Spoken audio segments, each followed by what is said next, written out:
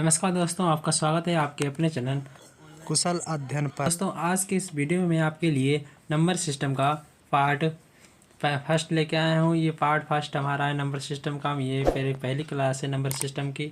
तो मैं आपको इस क्लास में मैं विभाजन के नियम और भाज्य संख्या और अभाज्य संख्याओं के बारे में बताने वाला हूँ, और जो प्राकृतिक संख्याएं और भी जो भी संख्याएं हैं उनके सारे के सारे मैं पूर्ण जानकारी देने वाला हूँ आप इस वीडियो के माध्यम से। तो आप मेरे साथ बने रहिए, मेरे वीडियो को लास्ट तक देखिए बिना स्किप किए।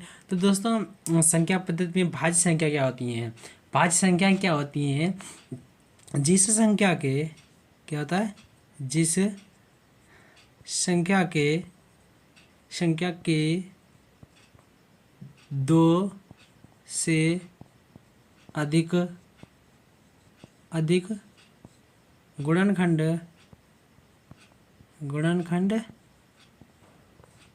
होते हैं उसे क्या कहते हैं? उसे भाज्य संख्या कहते हैं। जैसे 4 हो गई, 6, 8, 10, ये भाज्य संख्या हैं। दो से अधिक गुणनखंड होते हैं तो इसीलिए ये भाज्य संख्या हो गई।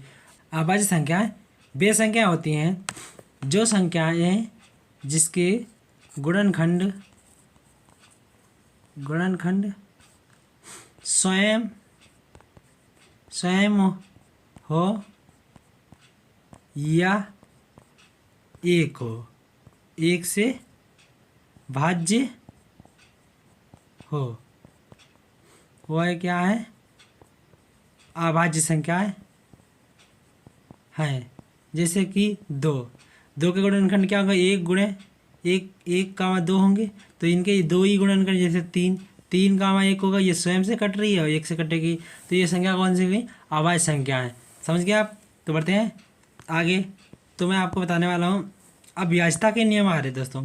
तो विभाज्यता के नियम क्या होते हैं? जैसे कि आपको सभी को पता होगा कि 2 से भाज्य के नियम क्या है। विभाजन के 2 से क्या नियम है? लास्ट के 2 डिजिट जो होते हैं वो डिवाइड हो जाएं। तो जैसे कि कोई संख्या है 2, 3, 5, 6, 7, 8, तो ये संख्या है जो है हमारी 2 से डिवाइड, वो संख्या कौन सी होती है? जिसके लास्ट में 2 से के मल्टीपल में हो। तो 2 के मल्टीपल में हो तो वही संख्या विभाज्यता के 2 से विभाजित होगी। समझ गए आप? बढ़ते हैं दूसरी विभाज्यता के नियम तरफ। तीन विभाज्यता के नियम, 3 के भाज्य के नियम, यानी कि 3 कौन सी संख्या 3 से भाज्य होगी? तो दोस्तों, जैसे कि कोई संख्या है 2, 3, 4, तो ये जो संख्या है ये 3 से डिवाइड होगी। क्यों डिवाइड होगी? क्योंकि इसके अंकों का योग कितना है? 3, 2, 5, 5, 4, 9, इसके अंकों का योग 9 है। तो ये संख्या क्या होगी? डिवाइड होगी। जिन अंकों का योग 3 से डिवाइड होगा, भाज्य होगा, तो वो संख्या 3 से विभाजित होगी। तो आप देख लीजिएगा 3, 24, तो ये ऐसे काट दीजिएगा। 3, 7, 21, कितना बचा है? 3 से 21, यहाँ से 2, 3, 8, 24, तो ये 78 बार गया। तो इसका ये हो गया, सिद्ध हो गया कि नहीं होगा? कोई भी संख्या, कितनी भी संख्या बड़ी हो, तो उसके अंकों का योग अगर 3 से डिवाइड हो रहा है तो वो संख्या किससे? 3 से डिवाइड होगी। तो 3 के विभाजित का नियम आपने पढ़ लिया। तो आपको बताने वाला हूँ 4 के विभाजितता का नियम। 4 के विभाजितता के नियम क्या होते हैं? 4 के भाज्य के नियम क्या होते हैं? 4 के भाज्य के नियम दोस्तों होते हैं लास्ट के अगर 2 अंक कट जाएं, जैसे कि 2, 3, 4 और 4, अगर लास्ट के 2 अंक कट गए, यानी कि किसी संख्या के लास्ट के 2 अंक, ये 4 4 हैं तो 4 से डिवाइड हो रहे, तो ये संख्या पूरी कट जाएगी 4 से। समझ गया आप? जैसे कि देख लीजिएगा आप 4 से डिवाइड करके इसे देख लीजिएगा। 4 पंचे 20, यहाँ बचा 3, 34 हो गया। 4 7 28, 28 6 64 हो गया। और 4 8 32 भी हो जाएगा। 4 8 32 हो जाएगा। तो ये कितना बचा? यहाँ 2 और 4 6 24, तो ये संख्या 4 से डिवाइड होगी नहीं होगी? क्योंकि इसके लास्ट के हमें क्या देखने हैं? 2 अंक जो 4 से डिवाइड होंगे या विभाजित होंगे, भाज्य होंगे, तो वो संख्या पूर्णतः 4 से विभाजित होगी। तो 4 के भाज्य के नियम आपको बता दिया। तो बढ़ते हैं आगे। 5 के नियम क्या हैं? 5 के नियम तो आपको सभी को पता होंगे कि 5 के लास्ट में, कोई भी संख्या के लास्ट में 5 आ रहा है या 0 हो, 5 हो, 5 कामा 0 हो किसी संख्या के लास्ट में, तो वो संख्या 5 से क्या होगी? भाज्य होगी। तो वो संख्या 5 से पूर्णतः भाज्य होगी दोस्तों, क्योंकि इसके लास्ट में 5 हो या 0 हो तो वो संख्या क्या होगी? 5 से भाज्य होगी। तो 5 के भाज्य के नियम आपको मैंने बता दिए। अब बढ़ते हैं आगे की तरफ। तो 6 के भाज्य के नियम क्या होते हैं दोस्तों? दोस्तों होते हैं अगर अगर अगर कोई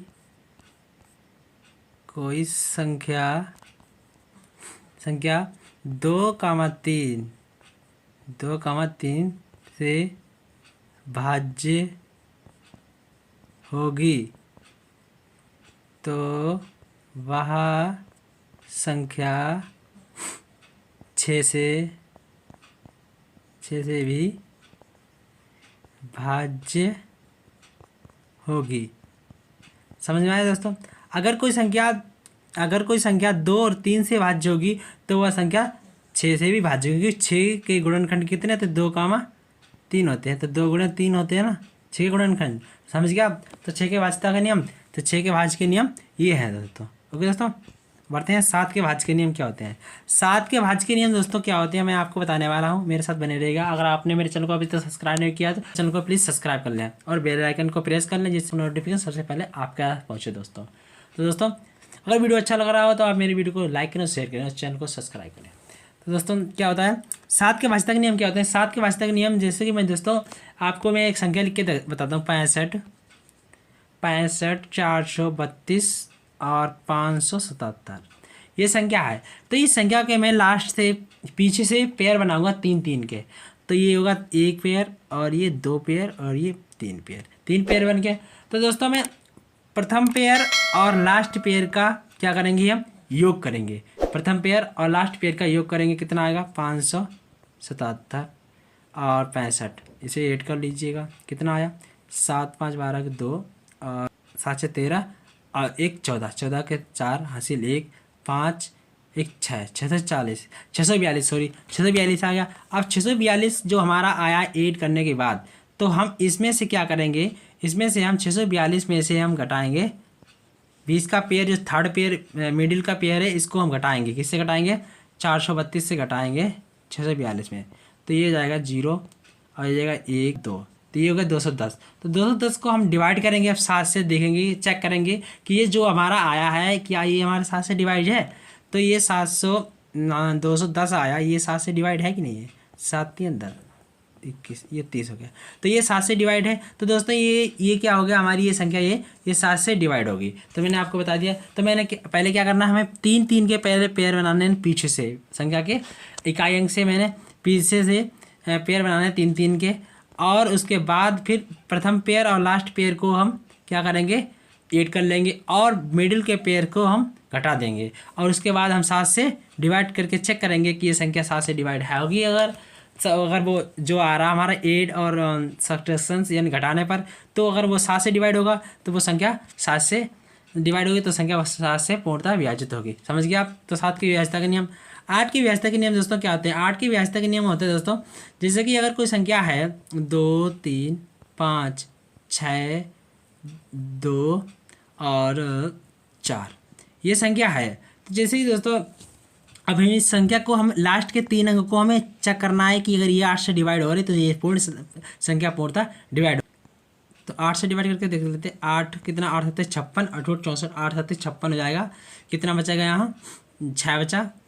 8 7 56, 6 बचा, 8 और 8 8 64। तो ये क्या होगा? ये 8 से डिवाइड होगी संख्या पूर्णतः। तो क्योंकि लास्ट के 3 डिजिट ये डिवाइड हो रहे हैं तो ये संख्या पूर्णतः 8 से डिवाइड होगी। तो ये हो गया 8 के व्यवस्था के नियम दोस्तों। तो आइए हम बढ़ते हैं 9 के व्यवस्था के नियम दोस्तों।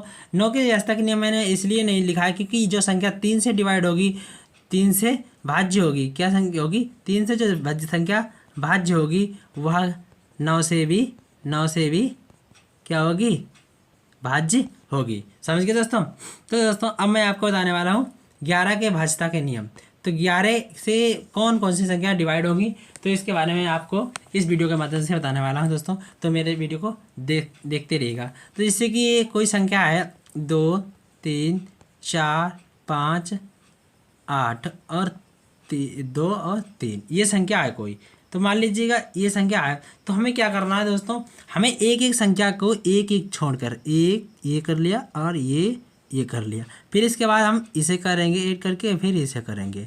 हम इन संख्याओं का हम जोड़ लेते हैं। तो जैसे कि 2 + 4 + 8 + 3 इनका योग कितना है, 8 3 11 और 4 15 2 17, 17 आ गया इसका योग।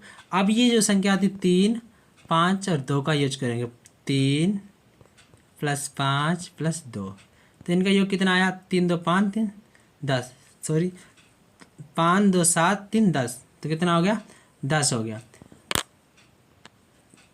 10 आ गया। तो इनका अंतर कितना है दोस्तों, 7 का अंतर है। 7 क्या, हम फिर इसका अंतर देखेंगे, क्या हमारा 11 से विभाजित हो रहा है। अगर 11 से विभाजित हो रहा है तो वो क्या होगा, हमारी ये संख्या 7 से 11 से विभाजित होगी, अन्यथा नहीं। तो ये 7 से 11 से विभाजित हो रहा होगा, या 7 11 कामा 0 आए। इनका अंतर कितना है, 11 0 आए, या तो 0 आए या आए 11, लेकिन 11 इसका मल्टीपल होगा, 0 होगा, तब भी ये संख्या पूर्णतः क्या होगी, 11 से विभाजित होगी। तो 11 की विभाज्यता के नियम आपको मैंने बता दिए, कोई भी संख्या आप कर लीजिएगा तो इस तरह से आप कर सकते हैं, समझ गए आप। बढ़ते हैं नेक्स्ट क्वेश्चन की ओर। तो नेक्स्ट क्वेश्चन दोस्तों हमारा क्या है, नेक्स्ट क्वेश्चन है हमारा, प्राकृतिक संख्या क्या है। प्राकृतिक संख्या क्या होती है, जैसे कि 1 2 3 4 5 6 7 8 डॉट डॉट डॉट, ये संख्या क्या होती है, प्राकृतिक संख्या होती है दोस्तों।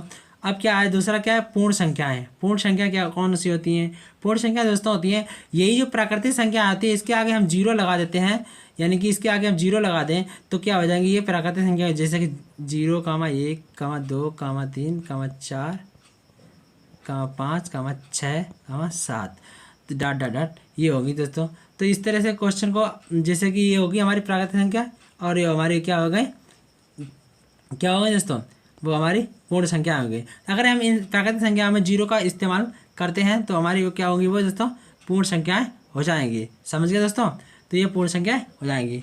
आइए हम बढ़ते हैं और क्वेश्चन की तरफ। दोस्तों परिमेय संख्या क्या होती है, परिमेय संख्या कौन कौन सी होती हैं, हम जिन संख्या को हम a/b के फॉर्म में लिख सकते हैं, a/b के फॉर्म में लिख सकते हैं, तो वो क्या होंगी, हमारी परिमेय संख्याएं होंगी।